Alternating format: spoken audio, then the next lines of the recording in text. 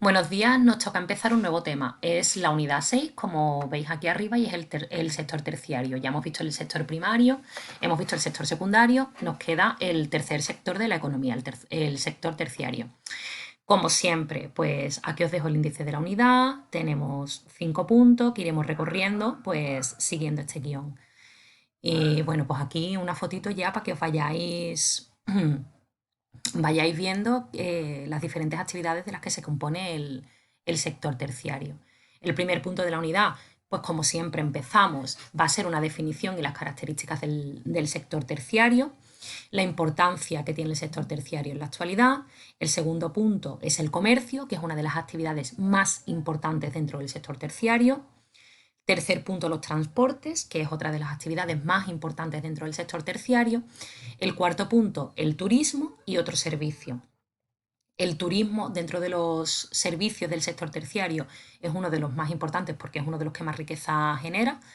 Y por último, el punto 5, que es el caso español. Bueno, pues como siempre, este es el índice que vamos a seguir, este es el índice que quiero que copiéis en el cuaderno, que dejéis la primera página del cuaderno de la unidad 6, pues para copiar el índice que vamos a ir siguiendo a lo largo de la unidad. Aquí tenemos el primer punto, la definición y las características del sector terciario. Bueno, pues como siempre empezamos por la definición, que la tenemos aquí, ¿vale? El sector terciario, ¿qué es? Pues todo lo que está relacionado con los servicios que se prestan a las sociedades o con los servicios de los que las sociedades hacen uso. Por lo tanto, el sector terciario, como está relacionado con todo tipo de servicios, también se le llama el sector servicios.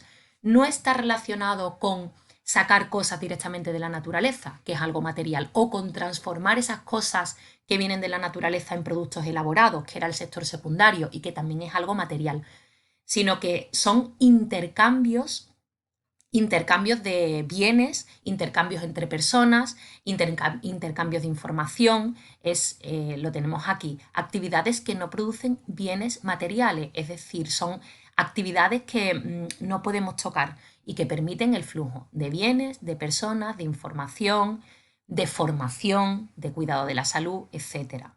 Bueno, y ejemplos de lo que podría ser el sector terciario o el sector servicios, para que lo veamos más claro. El transporte de mercancías y de personas. Bueno, pues cuando yo cojo un autobús o un tren que me lleve de un sitio a otro, yo no estoy comprando el tren o el autobús. Yo lo que estoy comprando cuando pago el billete es un servicio que me permite montarme en el autobús y que el autobús me lleve de un sitio a otro. O el intercambio de bienes de consumo en el supermercado. Aquí sí que estoy adquiriendo un bien, pero no adquiero el supermercado, sino que lo que estoy haciendo es comercio, comprar y vender. Servicios financieros, pues los que prestan los bancos, los seguros, el turismo y el ocio, pues son los hoteles, los restaurantes, los cines. Lo mismo, yo cuando pago por ver una película, estoy pagando por un servicio que me da el cine. No estoy comprando un cine, no estoy comprando una película ni nada. No está relacionado con bienes materiales, sino con un servicio. Lo mismo, tecnología y telecomunicaciones es otro de los ejemplos, o servicios sociales como la educación, la sanidad, etcétera. Después, por otra parte, ¿qué tipos de servicios y quién proporciona estos servicios? Bueno, pues los tipos de servicios los podemos dividir según quién proporciona dichos servicios y los podemos dividir entre servicios públicos, como vemos aquí, y servicios privados. Los servicios públicos son los que nos lo va a proporcionar el Estado. Nosotros no tenemos que pagar por hacer uso de esos servicios. ¿Quién paga esos servicios? Pues los paga el Estado. Los paga el Estado con el impuesto que pagan los ciudadanos de ese Estado. Pero son servicios que en principio cuando hacemos uso de ellos no tenemos que pagar.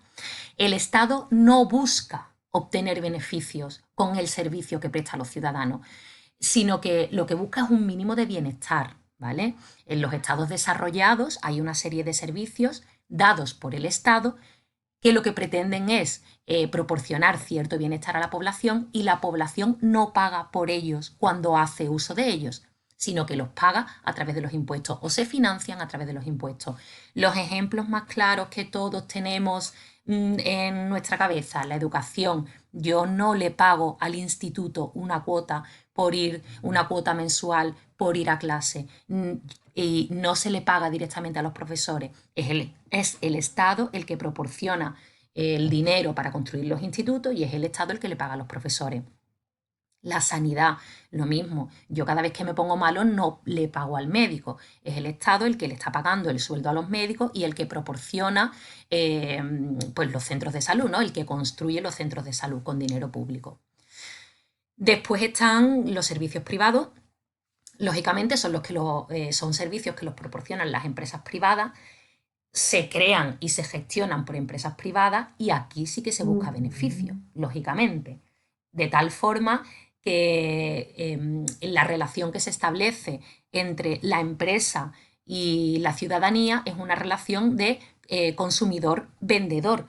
El servicio te lo presta una empresa privada, con ese servicio lo que busca es obtener un beneficio y tú cuando haces uso de ese servicio te conviertes en un consumidor de esa empresa privada. Pues aquí tenemos ejemplos. Comercio, cultura, ocio. Cuando yo voy al Zara a comprarme una camiseta, ese servicio me lo está prestando una empresa privada que pretende sacar un beneficio. Y yo me convierto en un consumidor de Zara cada vez que voy a una tienda y le compro una camiseta. Cultura, pues lo mismo, cuando yo voy a un kiosco y compro un periódico, a mí me están dando un servicio, pero ese servicio es privado. Pues el servicio me lo presta la empresa que está creando el periódico y yo pago por ello.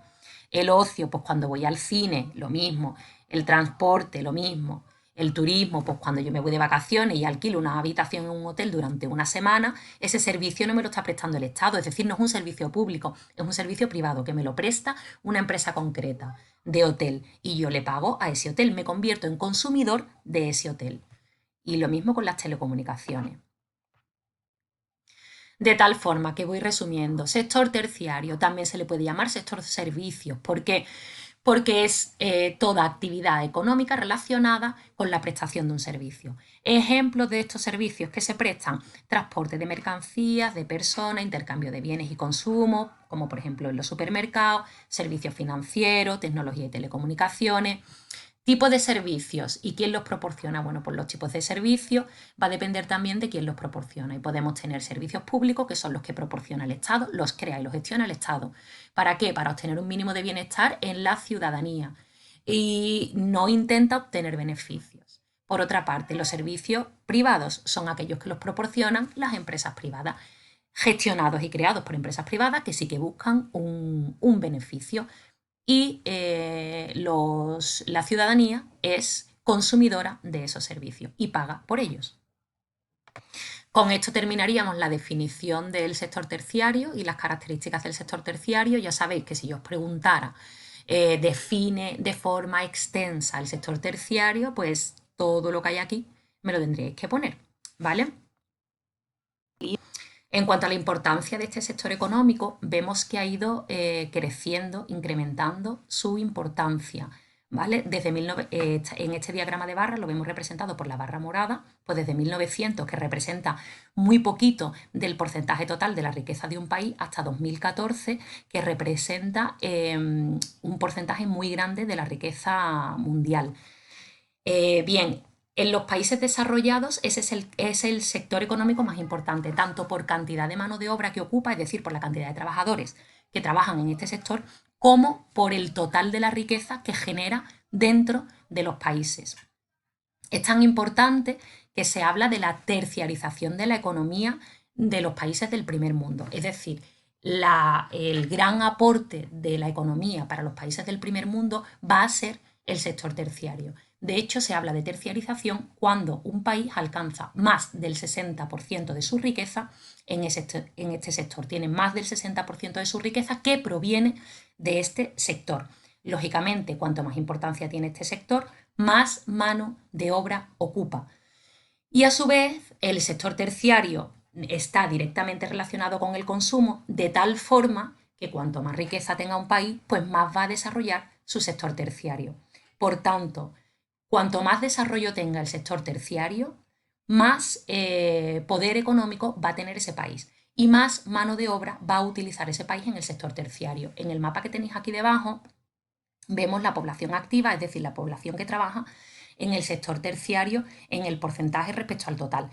Y vemos con los diferentes tonos de naranja cómo los países que emplean más del 60% de sus trabajadores en este sector están en naranja muy oscuro y en amarillo muy clarito están los países que tienen menos del 25% de su población trabajando en este sector.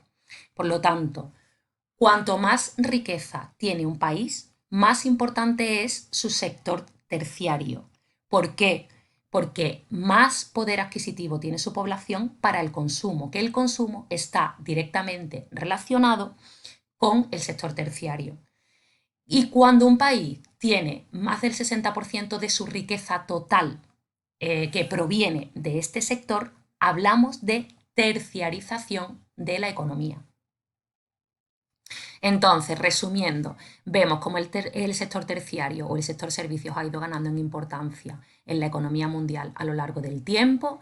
Vemos cómo cuanto más desarrollado es un país, más importancia tiene el sector terciario en la economía de esos países y por lo tanto más mano de obra ocupa, más gente se dedica a trabajar en este sector y cuando hay un país que tiene más del 60% de su riqueza que proviene del sector terciario, hablamos de terciarización de la economía. Por ejemplo, en España tenemos la economía terciarizada, como vemos aquí, que está en naranja oscuro. Con esto estaría terminado el punto 1 del tema, que era el sector terciario, la definición, las características y la importancia del sector terciario en la actualidad. Bueno, y entonces, ¿qué es lo que hay que hacer? Escuchada la explicación del primer punto del tema, pues empezamos como siempre. El título y el índice en tu cuaderno, copiar los apuntes que yo he proyectado mientras explicaba y hacer actividades relacionadas con el gráfico que os he presentado en la diapositiva anterior y con el mapa que os he presentado en la diapositiva anterior, ¿vale? Entonces, pues observando el gráfico y observando el mapa, contestar a estas 5 preguntas que hay aquí. Para contestar estas 5 preguntas es necesario escuchar la explicación de las 2 primeras láminas y leerla también, ¿vale? Esto es el primer documento, es un diagrama de barras en la que se nos está hablando de la importancia del sector terciario en la economía mundial y esto es el porcentaje que representa, ¿vale? En 1900 el sector terciario representaba un poco menos del 20% de la riqueza de la economía mundial y tenemos que en 2014 el sector terciario representa casi un 80% de la economía mundial, ¿vale? De la importancia dentro de la economía mundial. Y este mapa es la mano de obra que se dedica a los trabajadores, la cantidad de trabajadores que se dedican al sector terciario. Con amarillo muy clarito tenemos que menos del 25% de los trabajadores se dedican al sector terciario y con naranja muy oscuro tenemos que más del 60% de los trabajadores se dedican al sector terciario. Bueno, pues con este mapa y con este gráfico hay que contestar a estas 5 preguntas.